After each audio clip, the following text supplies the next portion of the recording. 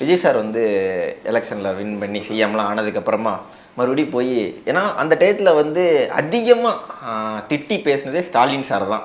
2 பேருக்கு நடுவில் தான் போட்டியே, ஸ்டாலின் சார் தான், அவர் வந்து ஒரு தீய சக்தி இதெல்லாம் சொல்லிட்டு மறுபடியும் போய் அவர் வீட்டிலே போய் கட்டி பிடிக்கிறதா இருக்கட்டும், இல்லை துண்டு போடுறதா இருக்கட்டும், இதெல்லாம் பண்ணும்போது எல்லோரும் சொல்கிறாங்க அப்போ வந்து டிவிக்கே டிஎம்கேயோட இணைஞ்சிருச்சா அப்படிங்கிறதா இருக்கட்டும். இல்லை சீமான் சார் வந்து அந்த டயத்தில் சீமான் சாரோட கட்சியில் இருந்தவங்க நிறைய பேர் வந்து யூடியூப்லலாம் உட்காந்து விஜய் சார் தான் விமர்சனம் பண்ணாங்க.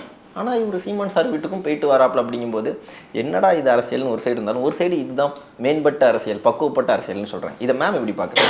இதுதாங்க பக்குவப்பட்ட அரசியல். ஏன்னா வந்து கொள்கையில் விரோதிகள் இருக்கலாம், மனுஷங்களில் விரோதிகள் கிடையாது யாருக்குமே. புரியுதுங்களா? ஏன்னா வந்து எனக்கு நான் சொன்ன மாதிரி தான், நான் எனக்குன்னு ஒரு சில இப்போ வந்து நான் வந்து சொல்லலாம் எனக்கு செகண்ட் மேரேஜ் வந்து அக்செப்டபிள். ஏன்னா அது மாதிரி நிறைய விதவைகளுக்கு வந்து நான் வந்து 2வது கல்யாணம் பண்ணி வச்சா அவங்களோட வாழ்க்கை நல்லா இருக்கும்னு நான் நினைக்கலாம். நான் நினைக்கிற மாதிரியே இன்னொருத்தர் வந்து நினைக்கணும்னு எதிர்பார்க்கறது முடியாத காரியம். இன்னொருத்தர் அதெல்லாம் கிடையாது, ஒரு வாழ்க்கை தான் வாழணும்னு இன்னும் சொல்லிகிட்டு இருக்காங்க. அன்றைக்கி வந்து அதே மாதிரி தான் பண்ணாங்க, உடன்கட்டை ஏறுறதெல்லாம் அந்த மாதிரி ஒரு, அதாவது அதுக்கு ஒரு வழி தேடாமல் நான் இல்லாதப்ப இவங்க கஷ்டப்படுவாங்க அதனால் என்னோடைய கூட்டிகிட்டு போகிறேன்னு நினைக்கிறத விட ஒரு உயிரை எடுக்கிறது தப்புங்கிறது வந்து யோசிக்கலை. அப்புறம் அதுவே கொஞ்சம் கொஞ்சமாக மாற்றம் வந்து இன்றைக்கும் வந்து எத்தனை ஃபேமிலியில் வந்து அதை அக்செப்ட் பண்ணிக்கிறாங்க இல்லையா?